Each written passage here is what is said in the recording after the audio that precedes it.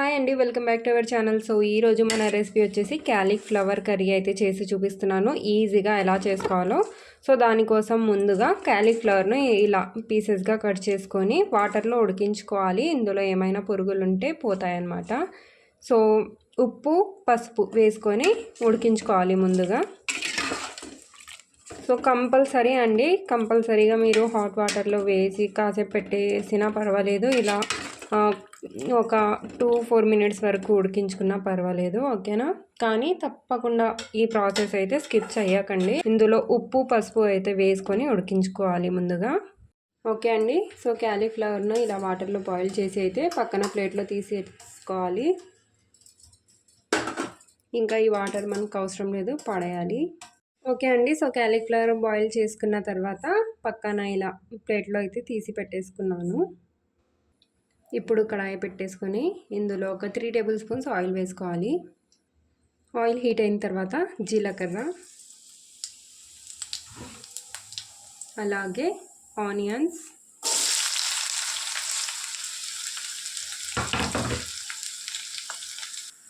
అలాగే కొన్ని కరివేపాకు, ఒక 2 రెమ్మల కరివేపాకు వేసుకొని ఫ్రై చేసుకోవాలి. ఓకే అండి. సో ఆనియన్స్ ఇలా ఫ్రై అయ్యాయి కదా, ఇప్పుడు ఇందులో ఒక 1/2 టీ స్పూన్ వరకు పసుపు వేసుకొని ఒక 30 సెకండ్స్ వరకు ఫ్రై చేసుకోవాలి.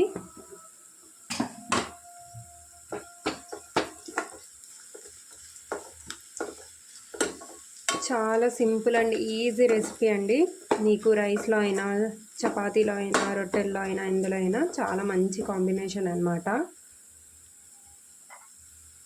ఇలా ఫ్రై చేసుకున్న తర్వాత ఇందులోనే అల్లం వెల్లుల్లి పేస్ట్ వేసుకోవాలి. 1 టేబుల్ స్పూన్ వేసుకొని పచ్చి స్మెల్ మొత్తం పోయేంత వరకు బాగా ఫ్రై చేసుకోవాలి.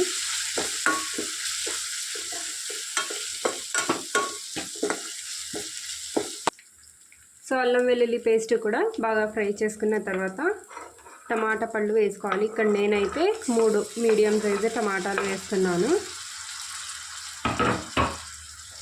ఇప్పుడు టమాటాలు బాగా సాఫ్ట్గా మెత్తగా అయ్యేంత వరకు దీన్ని కుక్ చేసుకోవాలి. ఓకే అండి. సో టమాటా పళ్ళు బాగా ఇలా సాఫ్ట్గా అయిన తర్వాత ఇందులో క్యాలీఫ్లవర్ వేసేసుకోవాలి.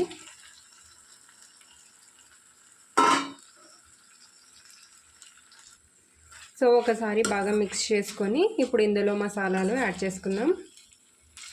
ఎండు కొబ్బరి పొడి 1 టేబుల్ స్పూన్, ఉప్పు రుచికి సరిపడినంత వేసుకోండి. కారం పొడి, సో ఇక్కడ నేను 1/2 టీ స్పూన్ అయితే వేసాను, మీరు మీ స్పైసీనెస్కి తగ్గట్టు వేసుకోవచ్చు. 1/2 టీ స్పూన్ జీరా పౌడర్ ఉంటే యాడ్ చేసుకోండి, లేదంటే దీని ప్లేస్లో ధనియాల పొడి కూడా యాడ్ చేసుకోవచ్చు. కొద్దిగా దిల్ బహర్ మసాలా, అంతే అండి, ఇంకా ఏమి యాడ్ చేసే అవసరం లేదు. ఒకసారి ముందుగా బాగా మిక్స్ చేసుకొని ఇప్పుడు ఇందులో వాటర్ వేసుకోవాలి. సో మనం ఎక్కువగా ఏం ఉడికించలేదు కదా వాటర్లో, కాబట్టి ఇది మ్యాష్ ఏం అవ్వదు. చూసి వేసుకోండి, మరీ ఎక్కువగా వేసేసుకోకండి వాటర్. సో ఇలా మళ్ళీ ఒకసారి బాగా మిక్స్ చేసుకుంటే మసాలాలు అన్నీ పట్టుతాయి దీనికి.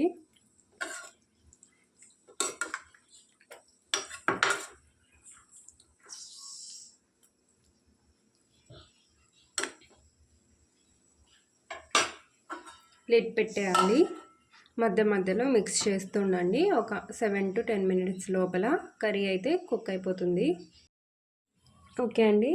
సో ఆఫ్టర్ 5 to 7 మినిట్స్ తర్వాత మన క్యాలీఫ్లవర్ కర్రీ అయితే రెడీ అయిపోతుంది. లాస్ట్లో కొత్తిమీర వేసుకొని గార్నిష్ చేసుకుంటే అంతే.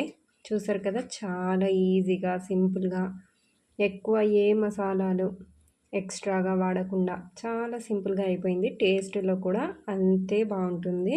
తప్పకుండా ట్రై చేసి కామెంట్ చేయండి.